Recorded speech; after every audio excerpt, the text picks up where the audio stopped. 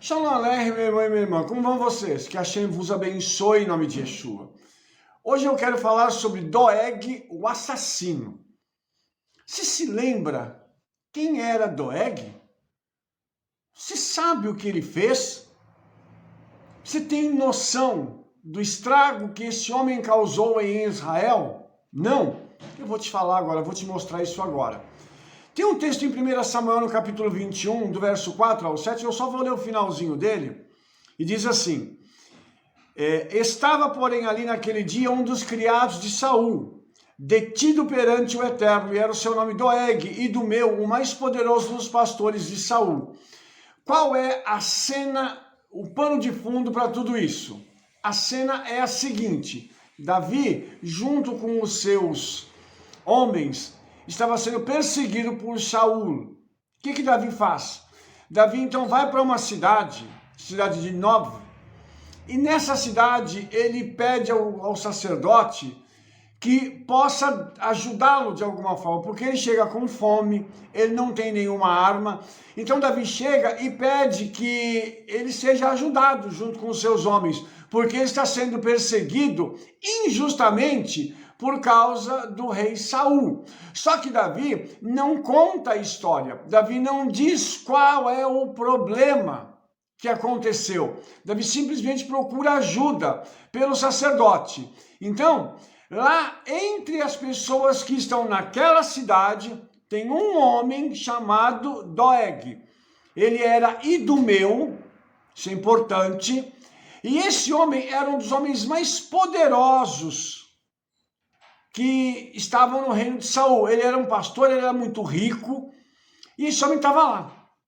Vamos entender uma coisinha agora? Quem eram os idumeus? Por que a Bíblia se preocupa em dizer que Doeg era idumeu? Os idumeus, eles eram descendentes de Esaú, que era irmão gêmeo de Jacob, e que no ventre os dois lutavam pelo nascimento, para que o primogênito saísse antes. E Esaú forma uma nação e Jacob forma outra. Jacob, a nação de Israel, e Esaú, Edom. Quando o grego, já lá na frente da história, se tornou uma língua comum, os edomitas então foram chamados de idumeus. Qual é o idumeu famoso na Brit Hadashah, lá no Novo Testamento? Um homem chamado Herodes o Grande.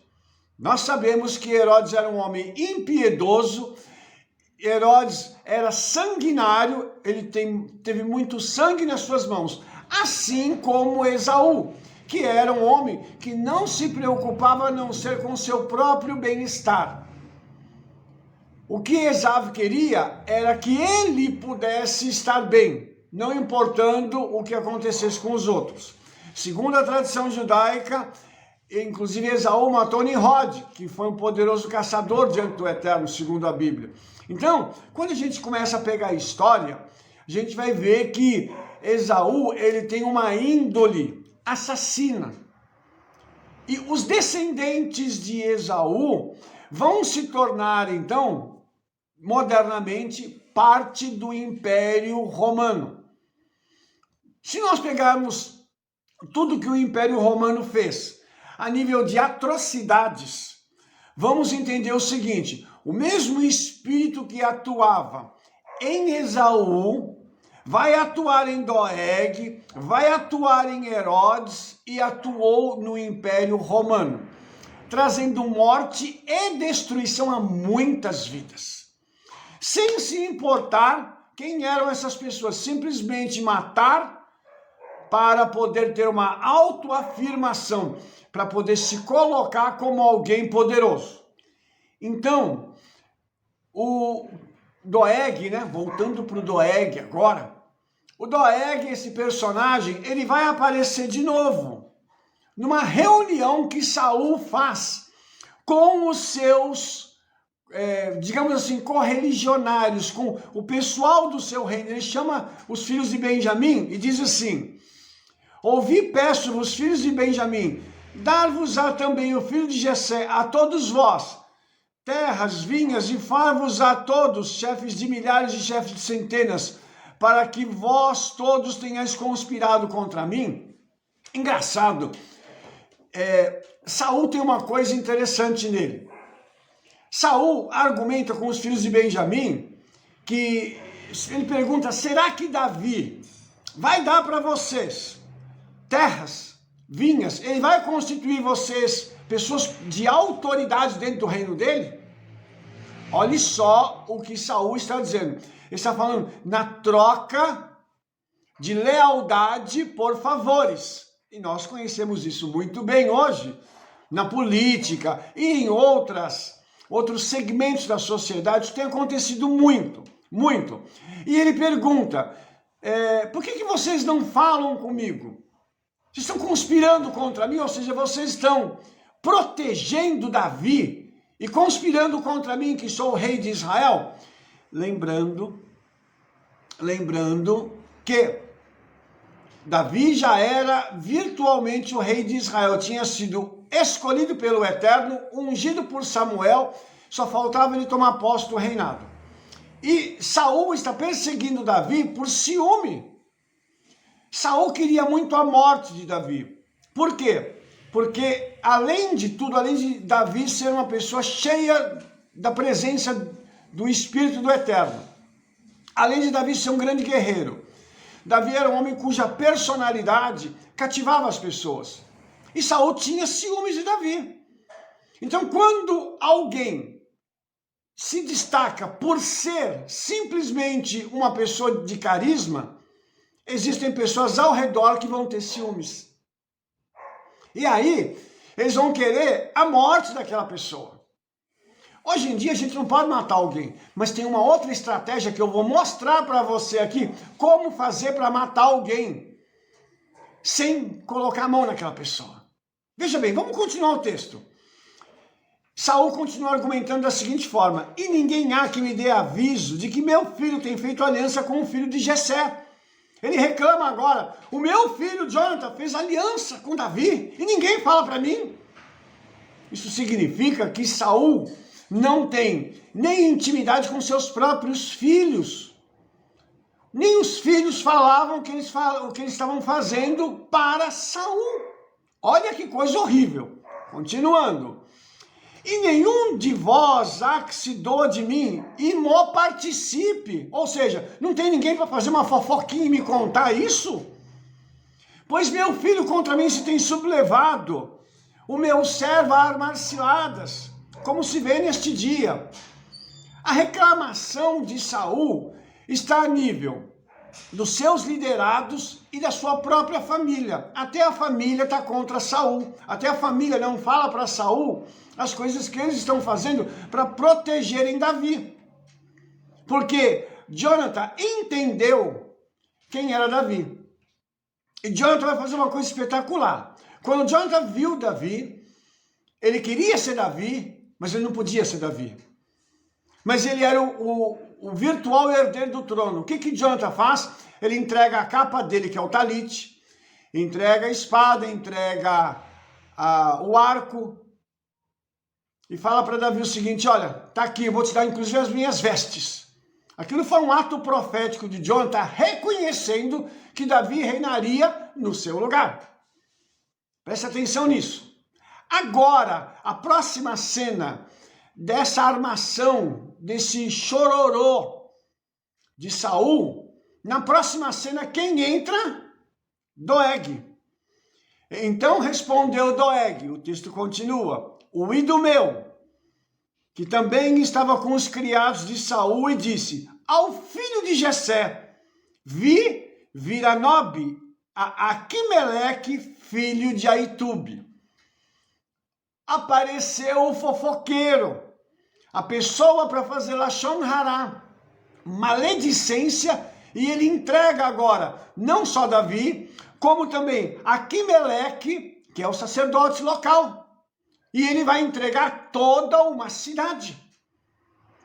Então preste atenção que agora aparece alguém que não tem temor ao Eterno.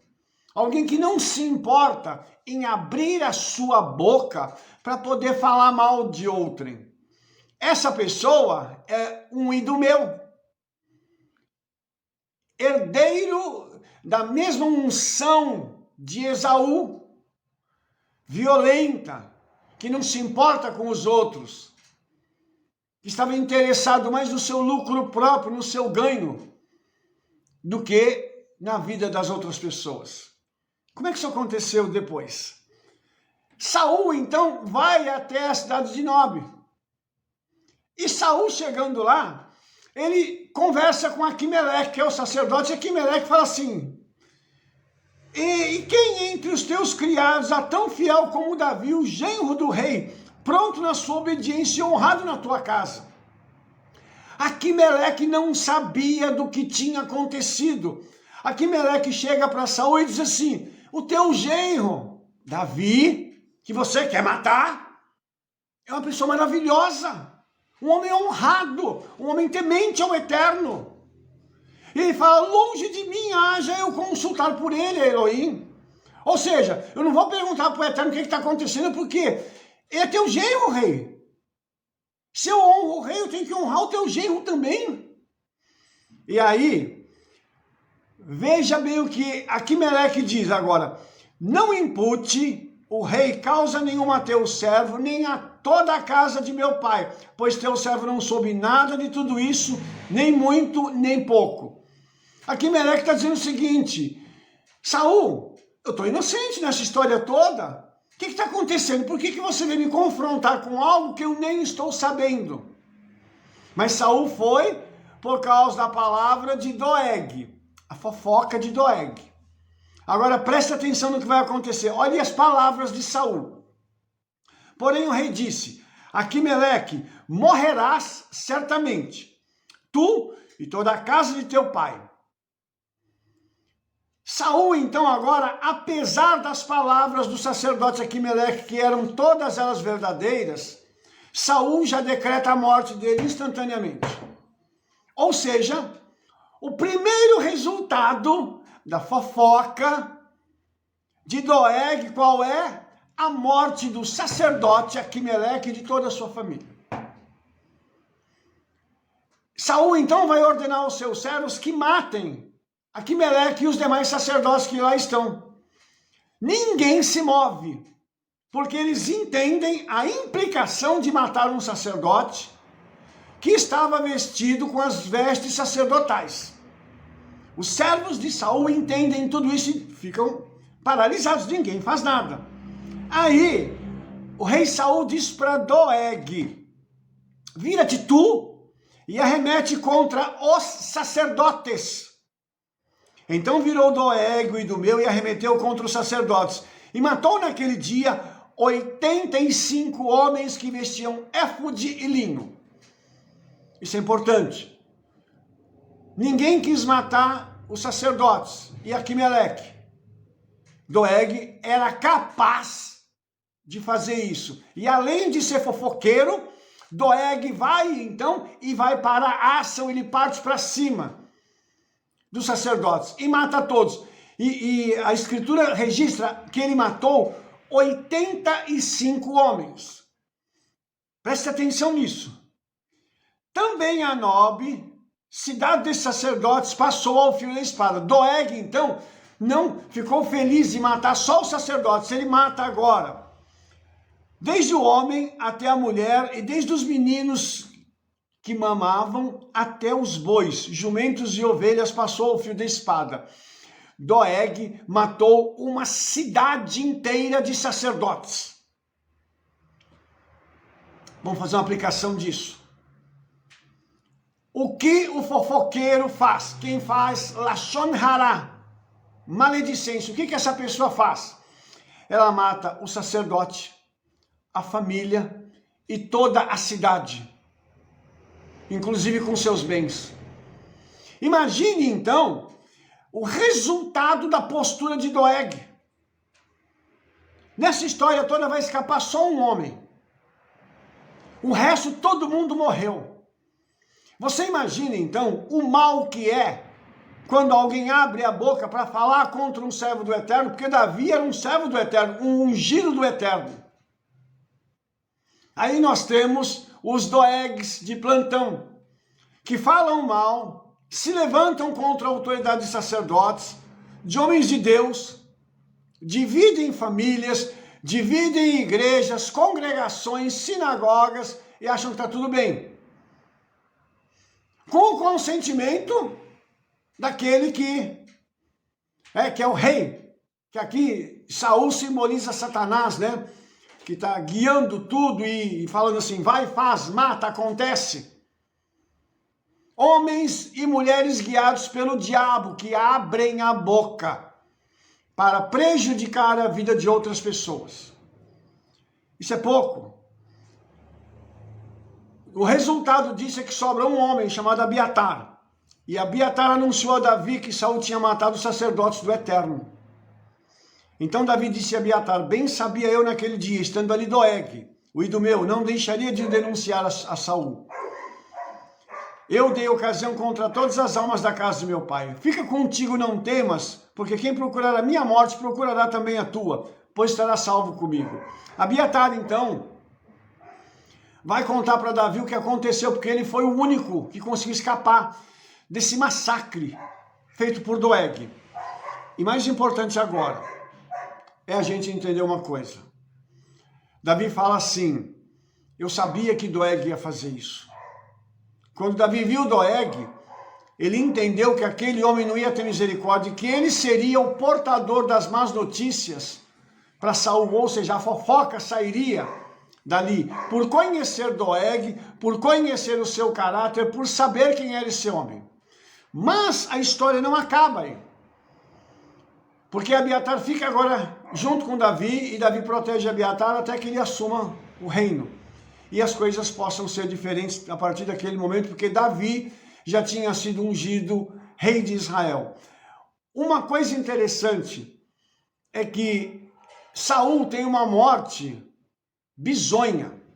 Ele sai em batalha e de repente ele se vê acuado pelo inimigo. Seus filhos já morreram, e agora Saul não sabe o que fazer, está cercado pelos inimigos, e ele fala para o seu pajem, me mata aqui. Ele diz, não, eu não vou matar o rei, não sou doido. Então o que Saul faz?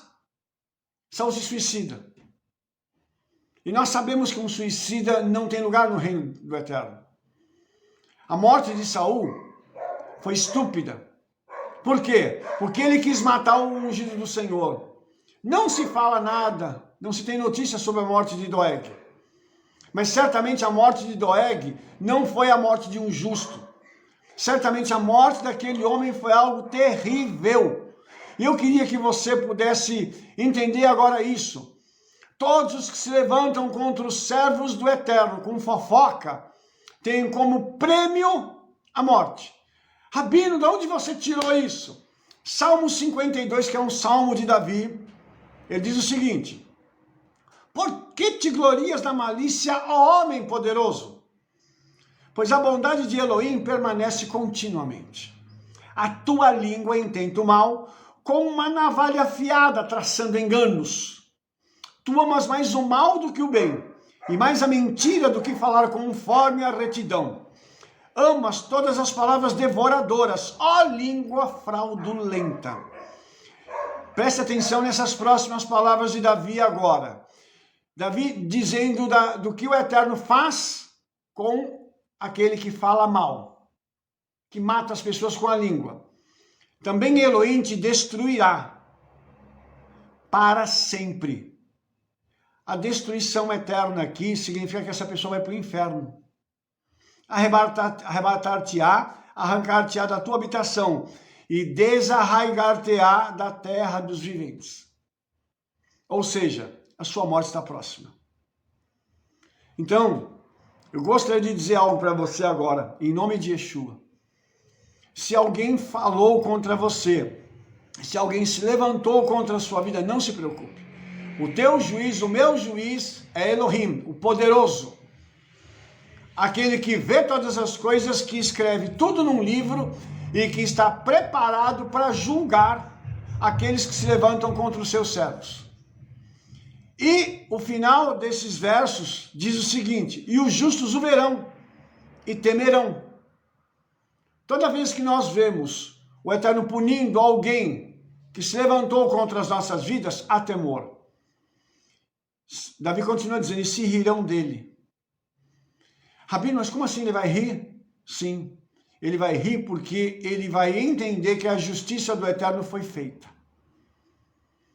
Sabe, existem ainda soltos por aí muitos doegs que não querem saber, que não se preocupam